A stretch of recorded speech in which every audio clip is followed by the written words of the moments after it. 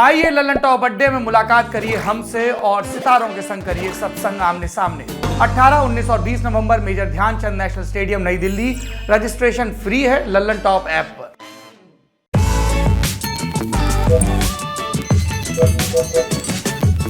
In association with Himalaya Quista pro.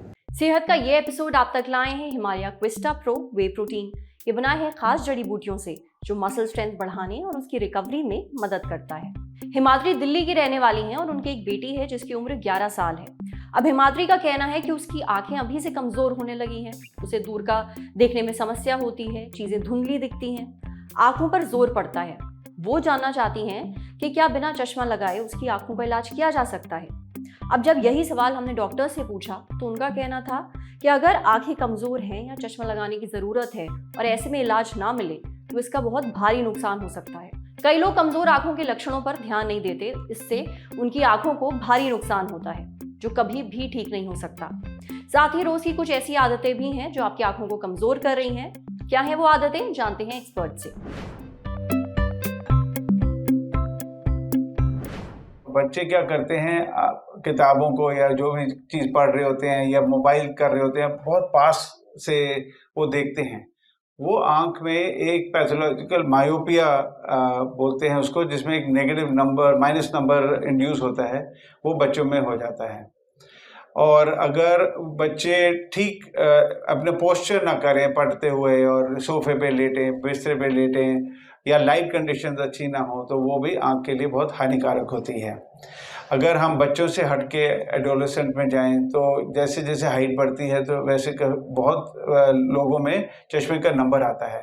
और अगर लोग चश्मा ना पहने तो वो आंख को बहुत हानिकारक, वो आंख के लिए बहुत हानिकारक होता है। हम और आगे बढ़ते हैं तो 40 के बाद अगर हम पहुंच जाते हैं तो हमारे आंख में ऐसे चेंजेस आते हैं जिसमें हमको पास के पढ़ने के लिए चश्मे की ज़रूरत होती है। बहुत लोग इसको अवॉइड करते हैं और बहुत हेडेक का या माइग्रेन का शिकार होते हैं, साथ में उनको धुंधला दिखता है और वो सोचते हैं कि अगर हम चश्मा नहीं पहनेंगे तो वो अच्छा है, चश्मा पहनेंगे तो आदत पड़ जाएगी। ऐसा कुछ नहीं है। अगर आपको ज़रूरत है चश्मा पहनने की तो आप पहनिए, तो वही आपके लिए अच्छा है। फिर अगर हम और 50 के बाद पहुंचते हैं तो बहुत सारे लोगों को डायबिटीज़ या ब्लड प्रेशर या और ऐसी बीमारियां होती हैं, या बहुत सारे लोग को ऐसी दवाइयां खाते हैं जिसमें आंखों को के लिए हानिकारक होते हैं। तो ये सारी चीज़ें हैं जो हमारे आंखों को ख़राब करती हैं। 60-65 के बाद बहुत सारे लोगों को एज रिलेटेड चेंजेस आते हैं रेटिना में, और जो वर्स्ट चेंज है वो उसको हम एज रिलेटेड मैकुलर डिजेनरेशन बोलते हैं। तो ये सारी कंडीशंस हैं जो आंख को डिफरेंट स्टेजेस ऑफ लाइफ में अफेक्ट करती हैं। सबसे पहले लक्षण है वो तो है धुंधला दिखना। तो ये हम देखते हैं बच्चों में जब नंबर आता है वो दूर की चीज़ नहीं देख सकते। अगर हम क्लास की बात करें तो ब्लैक बोर्ड नहीं पढ़ सकते, जो बाकी जिनकी आंखें ठीक हैं वो पढ़ सकते हैं और ये लोग नहीं पढ़ सकते। फिर टीवी भी अच्छी तरह नहीं दिखता है, धुंधला दिखता है। पास ना दिखना वो भी एक लक्षण है। फिर जब हम और आगे बढ़ते हैं तो हमारे को मोतिया आ सकता है। तो मोतिया के बहुत लक्षण होते हैं कि धुंधला दिखना, कलर फेडेड होना, या आपको मल्टीपल इमेजेस दिखना, रात को ऑनकमिंग जो लाइट होती है, ट्रैफिक लाइट, वो फैली हुई दिखना।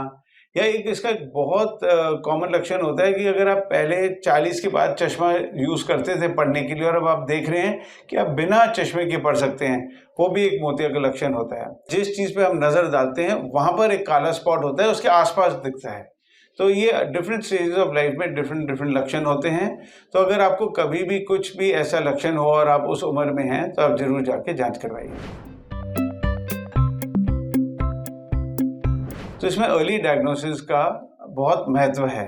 तो अगर आप नहीं करेंगे तो आप इससे पीड़ित हो जाएंगे। जैसे अगर बच्चों को हम चश्मा ना पहनाएं तो हो सकता है उनको लेजी आई हो जाए। अगर हम थोड़ा और आगे बढ़ें और उनका नंबर बढ़ रहा है और हम उनको ना दिखाएं तो उनको धुंधला दिखने लग जाता है, जो दूर का भी साफ नहीं अच्छा देख सकते, अपनी नॉर्मल लाइफ नहीं लीड कर सकते। हम और अगर उम्र में बड़े होते हैं तो अगर इनको किसी को काला मोतिया है तो अनएक्सप्लेन कॉज ऑफ हेडेक है, और अगर काला मोतिया है और हम उसकी ट्रीटमेंट ना करें तो फील्ड लॉस होते हैं और सिम्टम्स आते हैं जो इरिवर्सिबल होते हैं और आगे जाके आपको कम्प्लीटली अंधा कर देंगे। दुनिया में इसका कहीं इलाज नहीं है। जो डाइट है वो बहुत बहुत ज़रूरी है पूरे शरीर के लिए, हर एक अंग के लिए।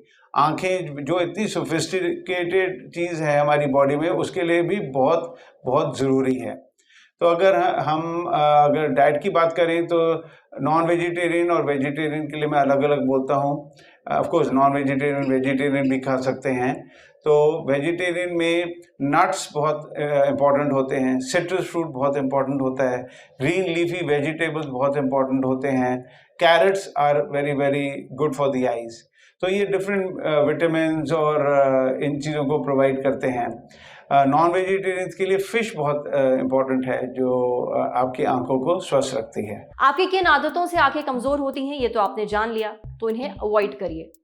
अगर आपको बताए गए लक्षण महसूस हो रहे हैं तो डॉक्टर से जरूर मिलिए, इसे टाले नहीं।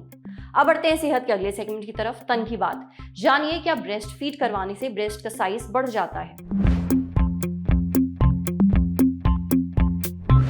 यह धारणा बहुत आम है कि ब्रेस्ट फीड करवाने से ब्रेस्ट के साइज में बदलाव आ जाता है, पर क्या यह वाकई सच है? डॉक्टर्स का कहना है कि प्रेगनेंसी के 3 महीने के अंदर ब्रेस्ट के आकार में बदलाव आने लगता है। इसकी वजह है ब्रेस्ट में कई ग्रंथियां होती हैं जिनके अंदर खून का दौरान बढ़ जाता है, जिसकी वजह से वो साइज में एक्सपैंड करती हैं और इसलिए ब्रेस्ट का साइज बढ़ना शुरू हो जाता है। पर साइज में बदलाव प्रेगनेंसी की वजह से होता है, ना कि ब्रेस्ट फीडिंग की वजह से।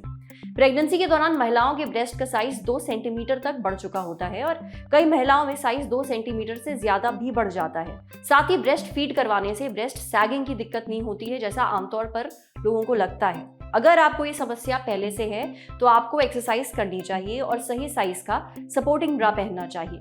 डिलीवरी के 6 से 8 महीने के बाद स्तनों का साइज घटने भी लगता है, हालांकि प्री प्रेगनेंसी साइज में वापस आना थोड़ा मुश्किल हो जाता है। प्रेगनेंसी के बाद 2 सेंटीमीटर तक स्तनों का साइज हमेशा के लिए बढ़ जाता है, जिसे घटाया नहीं जा सकता। अब ऐसा ज्यादातर केसेस में होता है, सब में नहीं। हालांकि एक्सरसाइज करके खुद को फिट जरूर रखा जा सकता है, समझे। अब बारी सेहत के आखिरी सेगमेंट की, खुराक यानी झकासनी हेल्थ टिप। जानिए आपको खाने में इलायची क्यों डालनी चाहिए। मसाले क्या कमाल की चीज होते हैं। इनको खाने में डालने से ना सिर्फ टेस्ट आता है पर इनके फायदे भी हैं, जैसे इलायची। ये आपके हाजमे के लिए बहुत सही है। इलायची एक कूलिंग इफेक्ट देती है, इसलिए एसिडिटी से आराम दिला सकती है।